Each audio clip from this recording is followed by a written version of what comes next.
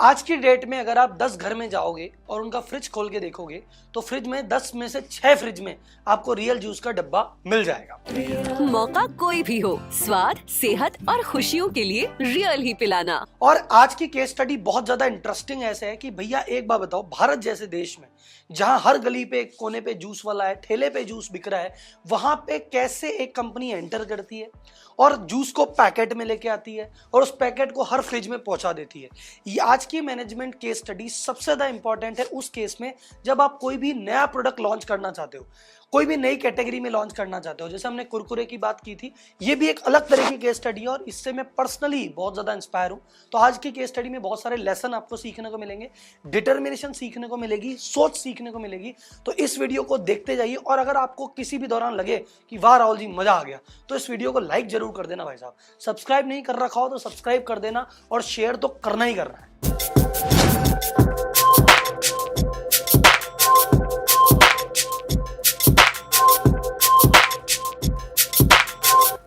Sir, एक visionary businessman वो businessman होता है जो ये देख लेता है कि मार्केट में अब क्या आने वाला है, जिसका दिमाग हमेशा चलता रहता है भी अगला क्या करूं, अगला क्या करूं, अब क्या करूं, अब क्या करूं। जो चल रहा है वो तो ठीक है, अगला क्या करूं, ये विजनरी बिजनेसमैन होता है।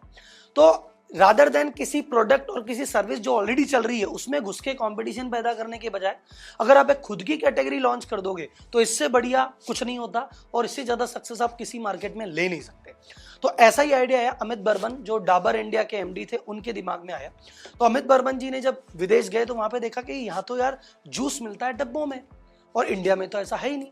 तो इंडिया जब वापस आए और उन्होंने रिसर्च की तो पता पड़ा 90s के आसपास जो इंडिया में जूस का मार्केट था वहां पे 30 करोड़ लीटर जूस का मार्केट था भाई साहब। 150 करोड़ गिलास जूस हर साल पिया जाता था, लगभग 40 लाख गिलास जूस प्रतिदिन पिया जाता था। लेकिन ये सारा जो जूस था खुले में पिया जाता था, ठेले पे पिया जा रहा है, दुकान पे पिया जा रहा है, हर गली चौराहे पे जूस की दुकानें थी और वहां पिया जा रहा था। कोई भी एक नेशनल ब्रांड नहीं था। और अगर आप आपने मेरा बिजनेस फ्रीडम क्लास या बाकी क्लास ज्वाइन की होगी, मैं बार बार एक चीज डिस्कस करता रहता हूं कि अनऑर्गेनाइज सेक्टर को जो भी ऑर्गेनाइज करेगा वो मोनोपोली क्रिएट करेगा और खूब पैसे कमाएगा। तो जूस का मार्केट अनऑर्गेनाइज था, तो इसको इन्होंने कहा चलो ऑर्गेनाइज करने की सोचते हैं। पर इसके साथ जब भी कोई नया प्रोडक्ट लॉन्च करते हैं तो बहुत सारे चैलेंज आते हैं। तो आप ध्यान से वीडियो देखिएगा कि जब भी आप कभी सोचे नया प्रोडक्ट लॉन्च करना है, नई इंडस्ट्री में एंटर करना है, तो क्या क्या चैलेंज आ सकते हैं और कैसे लड़ना पड़ता है, कैसे भिड़ना पड़ता है और तब जाके सक्सेस हाथ में लगती है। तो हम बात करते हैं कि रियल जूस के लॉन्च होने में क्या क्या चैलेंजेस आए। सबसे पहला चैलेंज तो कंपनी के सामने ये था कि कंपनी ब्रांडेड है आयुर्वेदिक कंपनी के नाम से। डाबर क्या बनाती है साहब? डाबर च्यवनप्राश बनाती है, हाजमोला बनाती है, गुलाब जल बनाती है। यार ये कंपनी जूस कब से बनाने लग गई? तो क्या डाबर एक जूस लॉन्च करेगा, चलेगा कि नहीं चलेगा? सबसे बड़ा कंसर्न ये था। अब इस चैलेंज को कैसे दूर किया गया? इस चैलेंज को ऐसे दूर किया गया कि जब रियल प्रोडक्ट लॉन्च किया गया था तो उसकी जो ब्रांडिंग की थी उसमें कहीं भी डाबर का नाम नहीं था। अगर आप रियल जूस का डब्बा खरीद के लाएंगे तो आपको रियल जूस ही दिखेगा, डाबर वहां नहीं दिखेगा। डब्बे के पीछे कहीं छोटा सा डाबर दिख सकता है, लेकिन रियल जूस में डाबर ने अपना नाम शुरुआत में काम में ही नहीं लिया। पहली चीज इन्होंने ये की। सेकेंड चैलेंज था कि फ्रूट का जो बिजनेस है वो पूरा डिपेंड करता है फ्रेशनेस पे। भाई आप अपने सामने कहते हो अरे भैया मेरे सामने जूस निकाल के पिलाना, हर आदमी चाहता है ताजा, लेकिन बोले जब पैकेज आएगा तो पता नहीं कब जूस निकला था, कितने दिन का है, हमें ताजा जूस नहीं मिलेगा। तो ये समस्या थी कि भैया कस्टमर तो ताजा जूस पीना चाहता है, पैकेज में ताजगी कहाँ मिलेगी। इसका कैसे इन्होंने सॉल्यूशन निकाला? बोले पहली बार हमने लॉन्च करते हैं टेट्रा पैक टेक्नोलॉजी कि भैया तुम टेंशन मत लो, तुम ऐसे बोतल में नहीं कि कोको कोला और पेप्सी की बोतल प्लास्टिक की बोतल में नहीं, अलग से एक कागज का डब्बा मिलेगा। टेट्रा पैक टेक्नोलॉजी है, आप उसमें देखिए एकदम ताजा मिलेगा। तो उनकी ताजगी का जो रिस्क था उसको कवर करने के लिए भैया टेट्रा पैक लेके आ गए। तीसरी चीज ये थी कि भैया इंडिया का टेस्ट कैसा है, मीठा चाहिए साहब। वहां तो मौसमी का जूस बनता है, भैया थोड़ी सी चीनी डाल देना। वहां फ्रेश फ्रूट जूस निकलता है पर उसमें थोड़ा सा शुगर डाल दिया जाता है उसको मीठा बनाने के लिए। तो इन्होंने कहा भैया अपन कैसे बनाएंगे? तो इन्होंने जो शुरुआती फ्लेवर चूज किया वो चूज किया ऑरेंज, कि भैया यहाँ थोड़ा सा टेंगी भी है, थोड़ा सा मीठा भी है। इस चैलेंज को इन्होंने ऐसे पूरा किया। क्योंकि रियल का इंटरनेशनल 6 लेयर पैक रखे फ्रूट पावर और फ्रूट टेस्ट को बरकरार। और उसके बाद काफी तैयारियों के बाद एक बार रिस्क लेके, भगवान का नाम लेके इन्होंने लॉन्च किया रियल जूस। और जैसा कि हम जानते ही हैं कि जैसे ही कोई भी नया प्रोडक्ट लॉन्च होता है मार्केट में, एकदम से वो हिट हो भी सकता, नहीं भी हो सकता। और ये हिट हुआ नहीं, चला नहीं साहब।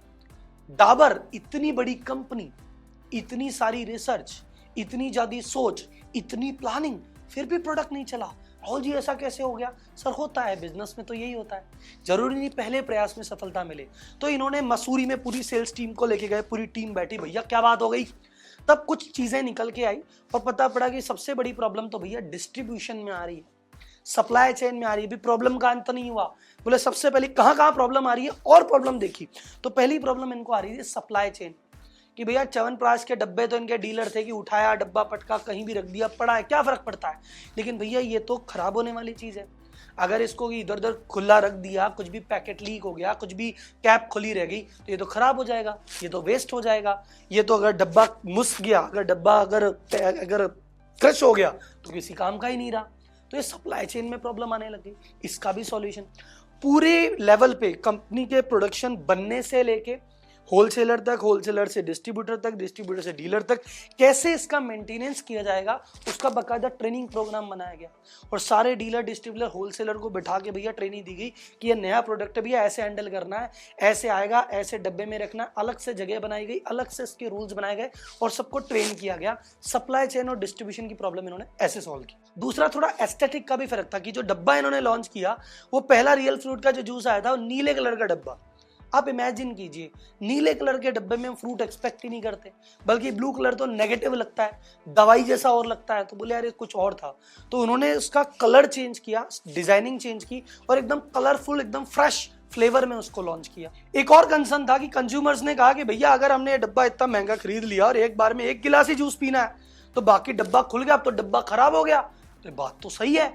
तो पहली बार वो जो कैप है, फिर वो सेकंड लॉन्च में उन्होंने कैप भी लॉन्च की, तो डब्बे का कलर चेंज किया, फ्लेवर चेंज किया, उसके ऊपर की डिजाइन चेंज की, उसके ऊपर कैप लगाई। एक चीज और कमी रह गई थी, क्या? कम्युनिकेशन की। ग्राहक को ऐसा लग रहा था कि भैया ये तो जूस डब्बे में जो बिक रहा है ये एक्चुअल जूस थोड़ी है, ये तो कलर मिला दिया। तो और या फिर इसमें तो पता नहीं कौन से केमिकल से बना है। तो इसका जब रियल का ऐड हुआ, बकायदा बड़े बड़े अक्षरों में डब्बे पे भी लिख रहे हैं, ऐड में भी दिखा रहे हैं कि भैया नो एडेड शुगर, भैया शुगर ऐड नहीं कर रहे हैं, नो कलर, नो प्रिजर्वेटिव, कोई केमिकल नहीं है, कोई कलर नहीं, आराम से पियो, फ्रेश है, शुद्ध है, ताजा है। ये बार बार जब कम्युनिकेट किया गया डब्बे के माध्यम से, ऐड के माध्यम से, तब जाके लोगों का थोड़ा इंटरेस्ट जगा। और फिर हमारे आम के सीजन में इन्होंने मैंगो फ्लेवर और लॉन्च कर दिया। तो तब जाके जो इनका सेकंड लॉन्च हुआ, इतनी सारी चेंजेस के बाद, तब जाके रियल फ्रूट मार्केट में हिट हुआ। तो सबसे पहली बात सभी व्यापारियों के जो मैं कहना चाहता हूं कि सर डाबर जैसी कंपनी जिसको इतने सालों का अनुभव था, इतना पैसा था, इतनी रिसर्च थी, उसके बाद भी इनकी चीजें फर्स्ट टाइम में फेल हो गई। तो आपका मेरा फेल होना कोई बड़ी बात नहीं है। जब कोई मार्केट में नई चीज लॉन्च करते हैं, बहुत सारे स्ट्रगल लगते हैं, बहुत सारे फेलियर लगते हैं। इंपॉर्टेंट क्या है? उन फेलियर से सीखना, उनको इंप्रूव करना और फिर आगे बढ़ना।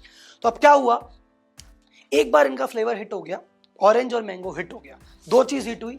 अब इन्होंने अपनी फ्रूट कैटेगरी में धीरे धीरे करते करते, आप मुझे बताइए सबसे पहले रूल क्या था? अपने मार्केटिंग की सीरीज का 6वां वीडियो चल रहा है, तो 5 वीडियो में हमने क्या देखा कि भैया जब भी कोई प्रोडक्ट हिट हो, मल्टीपल प्रोडक्ट बना दो।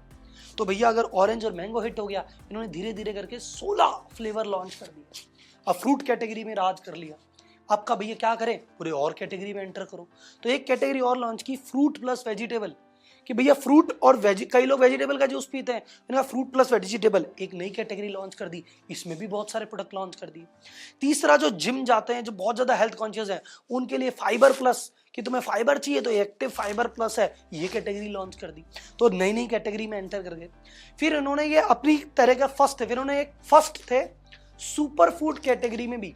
तो जो ऐसे कैटेगरी है जो कहते हैं एवोकाडो, गोजी बेरी, प्लम, ये वाले फ्लेवर भी आने लगे कि सुपर फ्रूट्स खाने हैं जिसमें बहुत ज्यादा एंटीऑक्सीडेंट है, भैया हम भी लॉन्च करते हैं। मिल्क शेक भी सबसे पहले रियल ने लॉन्च किया कि भैया रेडीमेड मिल्क शेक चाहिए, वो भी रियल का आता है। Thick milkshake with 30% ज़्यादा कैल्शियम and vitamin D2 वाला real frappe in 4 exciting flavors।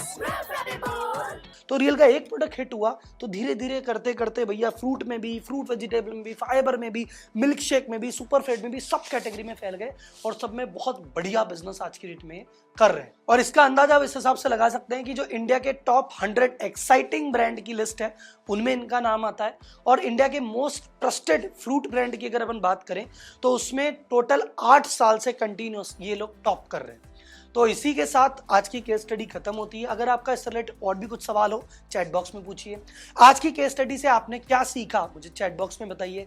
आज की केस स्टडी से कौन सी ऐसी चीजें जो आप अपने बिजनेस में अप्लाई करेंगे वो मुझे बताइए। और कोई भी सवाल हो तो मैं ओपन हूं, लेकिन इस वीडियो को लाइक जरूर कर देना, शेयर जरूर कर देना, और चैनल सब्सक्राइब नहीं किया हो तो सब्सक्राइब जरूर कर लेना। ठीक है सर, तो अब मिलते हैं अगली वीडियो में नए प्रोडक्ट नई स्ट्रेटजी के साथ। तब तक के लिए धन्यवाद।